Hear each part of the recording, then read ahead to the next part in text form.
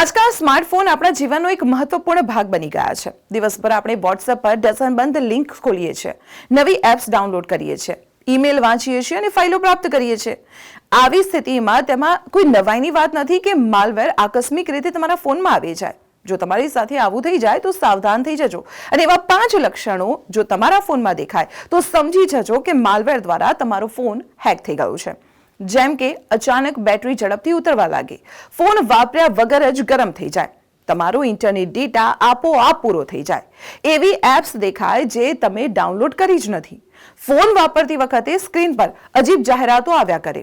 જો આમાંથી એક પણ સંકેત દેખાય તો ગભરાશો નહીં, તરત જ શંકાસ્પદ એપ્સને ડિલીટ કરી દો. સેટિંગ્સમાં જઈને ફોનને અપડેટ કરો અને જો બહુ ડાઉટ હોય તો ફોનને ફેક્ટરી રીસેટ કરી નાખો. તમારા કયા મિત્રનો ફોન હંમેશા હેંગ થાય છે તેને અત્યારે જ આ વિડીયો શેર કરી દો અને આવી સિક્યુરિટી ટિપ્સ માટે ફોલો કરો સંદેશ ડિજિટલ.